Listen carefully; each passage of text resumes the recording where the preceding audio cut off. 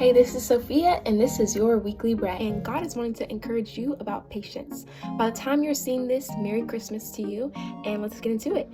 So Romans 12:12 says, rejoice in hope, be patient in tribulation, be consistent in prayer. I don't know what you're going through, but the Lord is wanting to just encourage you about whatever your circumstance is, whatever it would be. Just allow the Lord to give you peace. And, we can always remember and reflect back on that every single situation is temporary. And I know it can be hard, especially around the holidays and, just being faced with different things. And so I did want to come on here and encourage you. Rejoice in hope. Be patient in tribulation and be constant in prayer. Whatever it is that you're needing to lift up to the Lord today, lift it up. I don't care if you lift it up for the 47th time. He wants to hear from you. He wants to hear out of your mouth how you're doing, what you're doing, and he wants to be in communication with you. And so Galatians chapter 6 verse 9, it says, and let us not grow weary of doing good, for in due season we will reap if we do not give up.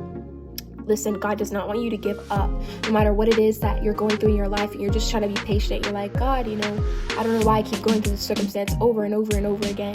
And even if you feel like you're being tested in the same area over and over again, I highly encourage you to just soak yourself in a place of prayer and to not allow it to discourage you, but to allow those situations to throw you in prayer instead of, being upset and feeling like you want to quit over it. And so it says, if we hope for what we do not see, we wait for it with patience. God wants you to wait with patience. And here's the last one. Be still before the Lord and wait patiently for him. Fret not yourself over the one who prospers in his way, over the man who carries out his evil devices.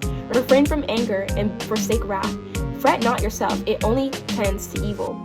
For the evildoers shall be cut off, but those who wait for the Lord shall inherit the land. So the Lord is just saying, wait patiently for him. And don't fret over the evil that's going on around you, or that the evil that's going on in this world.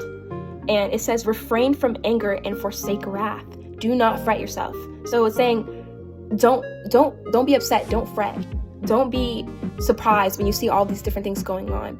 Take it into prayer, and the Lord is here for you. And it says, for the evildoer shall be cut off, but those who wait on the Lord shall inherit the land. The Lord is going to give you that in due time. He's going to prosper you to that next level in due timing. Right now, you're just showing him that you can be patient and that you can wait on something, right? Have you ever tested somebody? Have you ever seen those videos where they test the baby and they put the candy in front of the baby and they leave the room and they said, don't eat this candy. Whatever you do, don't eat this candy. And then they leave the room and the kid is looking around like, and then the kid starts to eat the candy, or some of the kids don't eat the candy.